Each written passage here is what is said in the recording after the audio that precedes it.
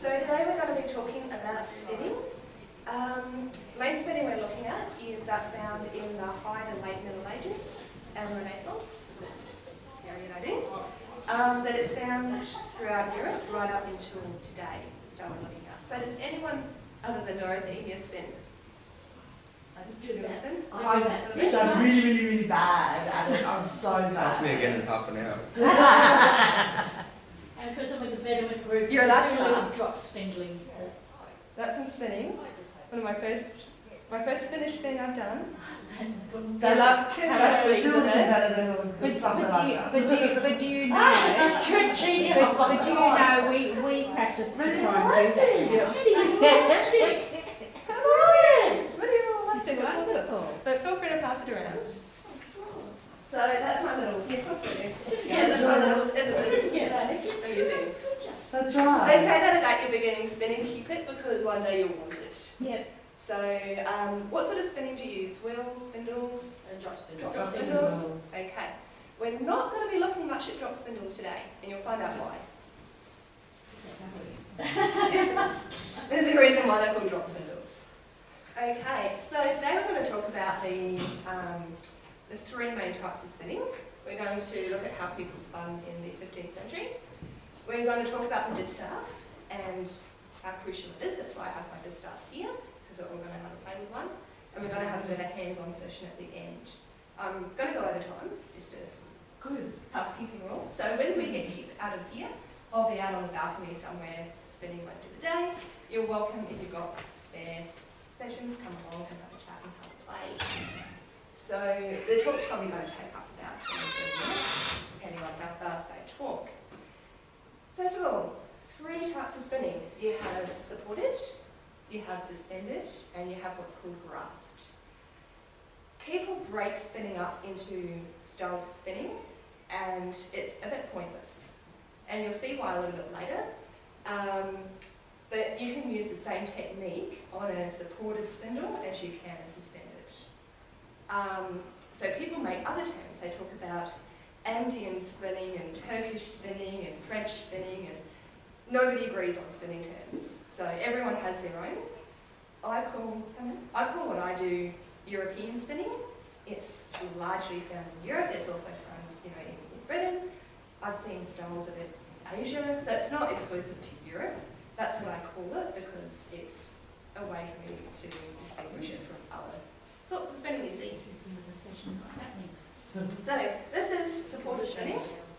It's basically when your spindle is resting on a surface. So it's supported by whatever is underneath it.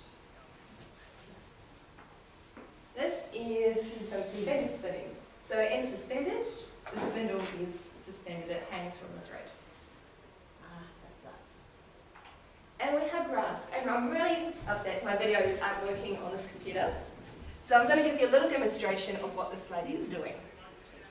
She is holding her spindle and her distaff, and she's just spinning her spindle like this in her hand. And I've seen she's making a very bulky cymbal. Quite possibly she might be spinning it finer afterwards. I've seen people use this for very fine cymbals. I've also seen them come the other way. And I can't do it the other way. It's not something I'm used to doing, but they come like this. And I've seen this wonderful video of this lady just spinning, and she's just, it's like I can't even see the spindle spinning, and she's getting beautiful fine thread. I'm like, how does that even happen? But grasp spinning, basically it's held in the hand. Sometimes you see it being called in-hand spinning. That's a term, I believe it was coined by an American lady in the SCA. She had never heard of grasp spinning before, and was just trying to describe what she was seeing in pictures. But it's when the spindle was in the hand, not necessarily resting on a surface, not necessarily being suspended. Okay. So, how do people spin in the 15th century? Unfortunately, no one invented TARDIS yet. So, my hopes of going back there to find out have been dashed, and we can't bring anyone forward to tell us.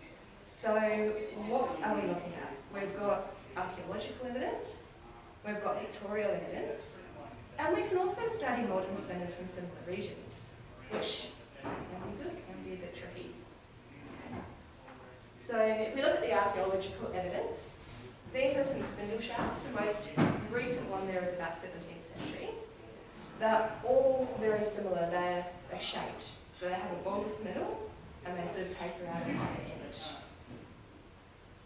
And the spindle wheels are very common to find. You don't find spindle shafts because it sticks, but wheels get picked up all the time. I have a friend, there's a whole jar of them. She lives in England. Her father was a farmer, and whenever he saw one, he picked it up, put it in his pocket. Wow. She's like, oh, I'll send you a few. Thanks, I'll send you some good cans. Apparently that works. But they're all quite small and heavy. Lead was really commonly used for them. But they can be made out of anything. I've got stone, I've got some bone, clay, what have you. And they're all equal centre weighted, so the mass is towards the centre. And that's what you see in the archaeological evidence. So drop spindle spinners, you might often be using a rim-weighted wheel. I see them recommended a lot because you get a beautiful, slow, long spin. Your spindle spinning down here and you're drafting up here. That's not what the archaeology shows. And pictures. There is stacks of pictures. I've got stacks on my Pinterest page, on my blog. So we're going to have a little look at some of the medieval and Renaissance images. As it goes through, you'll notice there's similarities with them. They've all got a distaff. Most of the time the distaff is on their left. They have their spindle on the right. Sometimes it's hanging down. Sometimes it's just held in their hand. But looking through, the spindles, they look like the ones you see in archaeology. Sometimes they have a wheel, sometimes they don't. One on the left, she's winding her thread up. I love that one.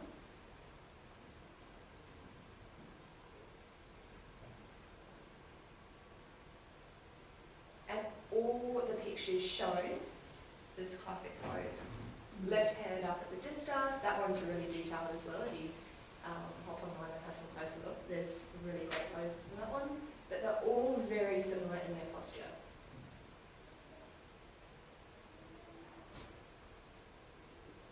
That one as well. You see great images like woman riding on the back of donkeys while nursing a baby. This one, she's spinning on the thread because she's spinning flats. It's best unwet. I don't spin flats often because saliva is the best thing used to spin it, and the flux just, yes, it makes me cough, and it's not the most healthy thing. There's a lovely old Scottish poem, and I don't know the words to it, but the gist of it is, why would you marry a beautiful woman? If she's beautiful, she's not industrious.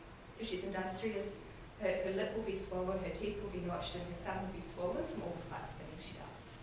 Because if you get a bit of flux caught in your lip or in your thumb, it will swell. They ran it through their teeth, the thread, to get out the lumps and bumps, and it notched the teeth. They found skeletons with notches from that, all the spinning they did.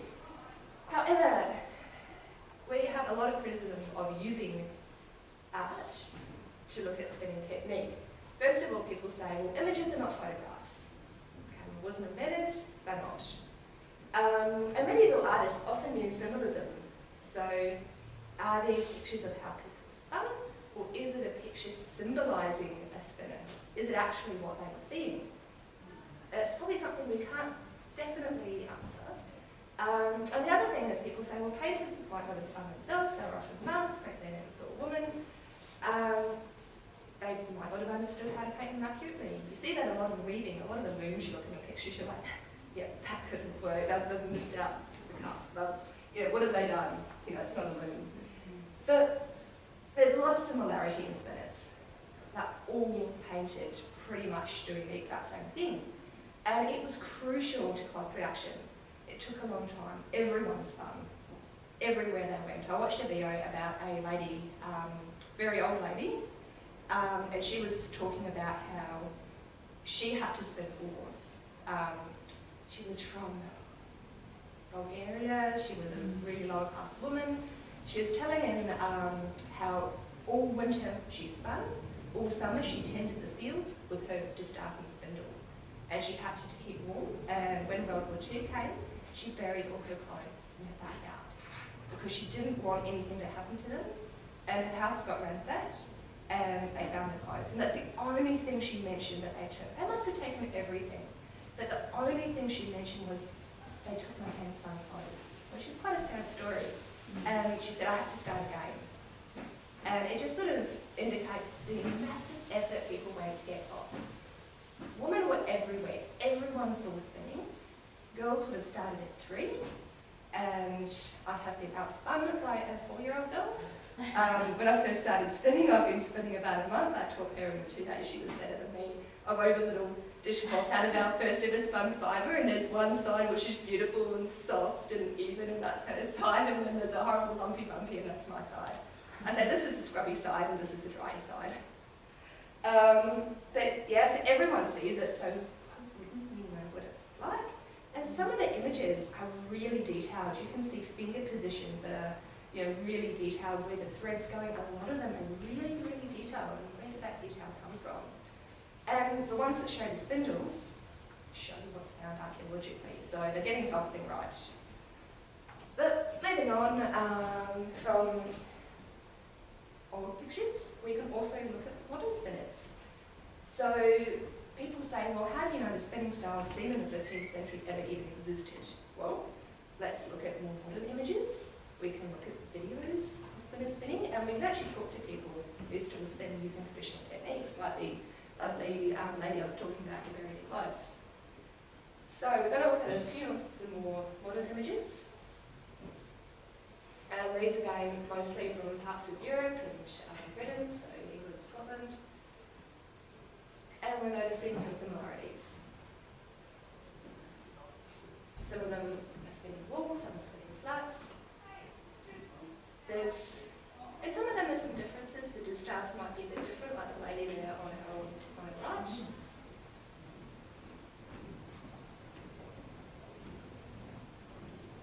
But they're all looking like the medieval pictures. And some of them are quite modern, like these ones. So where are they getting that from? Are they just posing for the photo to look like a medieval image, or are they actually spinning? The question has been asked, not by me, but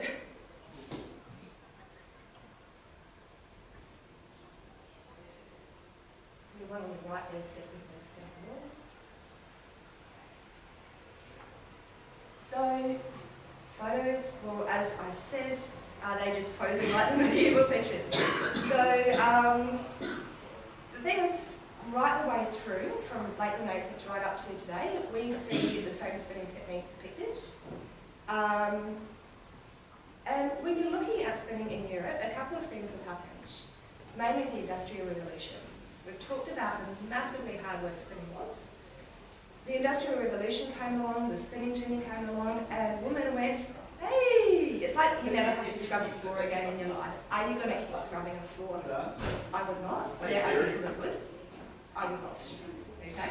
Spinning, very similar. It was a hand chore for many women, and when they could stop, they did. It has survived in places where the Industrial Revolution didn't touch, places of poverty. So that woman I was talking about before, yeah, she had to spin. But what happened is it was lost, and then about the 1930s, people started becoming interested in the arts. And online, not here today because I've been busy working, you can see they started videos. There's some beautiful silent movies online of the old crafts that were being done. And you can actually see people doing these techniques right up until modern times. So if you want to sometime later hop on my blog or hop online, you will see some of those videos. And I did a time capture of some videos online, and unfortunately we won't be able to play it. And finally, the next thing we can do is to talk to people. So I mentioned the old lady before. This guy who sadly we can't see his face because again the video is not working. Possibly a dentist. His name is Norman Kennedy, and he's a Scottish fella. And what happened to him was he lived in a little village in Scotland at the end of World War II, and his family were cold, and wool was rationed. They couldn't really afford much. He wasn't very wealthy. So, being a good Scottish boy, he decided, well, you can get something for nothing, can't you? So he went around the farmers' fields, and where the sheep had rubbed up against the bushes and left behind some of their wool. He took it. Where he found a dead sheep, when no one was looking, he shore it. And he got wool, and he's like, well, I've got wool now, what do I do? And he went to the old people, and the old people were like, yes, I'll teach you. And they taught him how to spin. And these were old people who stopped spinning many years ago, but they knew how. And they taught him the technique we see in the videos. So, and that's how he spins. He goes, oh, you know, this is how I spin, this is how I was taught to spin. And he does videos, he's on Interweave if anyone has Interweave. He does classes, he lives in Canada now. But he's actually initially famous for being a Scottish folk singer. But he sings in his videos, he's awesome, look him up. Sadly, the video's not working. And right at the beginning, I mentioned about drop spindle spinning. So a lot of you said, oh yeah, I've done drop spindle spinning, and I said, yeah, I'll talk about it a bit. Where has our craft come from? It's the really common way for modern crafters to spin is using a drop spindle. It's small, it's portable. Where did we learn it from? How I said 1930s, people started becoming interested in crafts. A lot of that happened in America. Moving on 1970s, you know, you think the American craft revolution, you know, all these crafts, people were interested in weaving and macrame, and all these wonderful things, they learned how to do it. A lot of the time it was the Americans leading the way in the interest.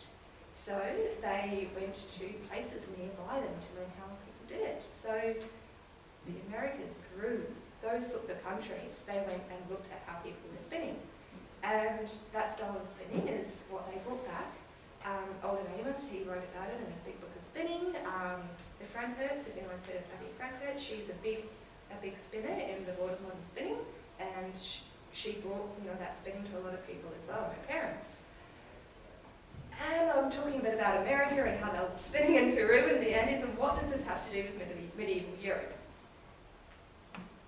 What does it have to do with medieval Europe? Like, well, Nothing. exactly. So when we're learning how to spin, should we look at that spinning, or should we look at what people have done and are still doing in medieval Europe? I do the second. And again, video will not be working, but it's basically a video of what we're talking about with drop spinning spinning. So you set your spindle spinning, you're drafting up here, and your spindle's spinning and it's dropping down, and your thread breaks and your spindle falls on the ground, and everyone says, oh, that's why it's called drop spindle spinning.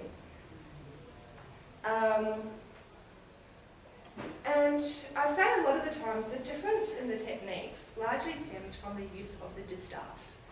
Now, in all the images, we see a distaff being used no matter what. If it's flax, if it's cotton, they use distaffs for cotton, and it's like this long. They use it for wool. And a drop spindle spinner will say you don't need a distaff except flax or long fibres. And that's because when a drop spindle spinner spins, if you can see there's a, on the left, the spindle's spinning, their hands are holding the fibre, their hands are drafting down the fibre. And they don't need one except if they want to organise long fibres. In all the spinning we've seen so far, the spindle is often, think about that lady doing the grass spinning, how she's holding it in her hand. The spindle never left the hand, so she's only got this hand to draft. If you're drafting with one hand, you can do what's called a long jaw for woolen drafting. If you want to do what's called a worsted drafting, you have to do something else. So they used a distaff. What came first, the distaff or the spinning technique? I think it's probably the distaff. But this hand, the distaff hand, is pulling the fibre, whatever it is, from the distaff. And that's really the difference. You see the lady on the bottom right, her spindle, she's doing a grass style spinning, it's spinning in her hand, and she's pulling away from the distaff, and it's that difference in drafting. And that's why medieval spindles are centre weighted. Short, fast spin, get as many turns in as you can, because your hand's always there. It's nothing just a flip and spin back. It's like supported spin. You know how I said right at the beginning, there's not much difference between spinning types, supported spinning, you know, that's a supported spinning, that's a grass spinning. It's exactly the same technique. What's different is everything else that's going on. So, our conclusions. Spinning style shown throughout the Middle Ages and Renaissance is consistent with later imagery and, you know, the spinning style used. Archaeological evidence shows a certain type of spinning, and the tools are similar to what people use today in those parts of the world, the traditional methods. We see grass spindles, the suspended spindles with the hanging, and supported spindles, all being used with the same technique. And it's always got letter staff there. And we have no evidence for the modern style of spinning that's evolved, what we call drop spindle spinning. And could it have existed in the Middle Ages? Absolutely. If someone can find a piece of evidence of drop spindle spinning, I will put it on my blog and say, headline news.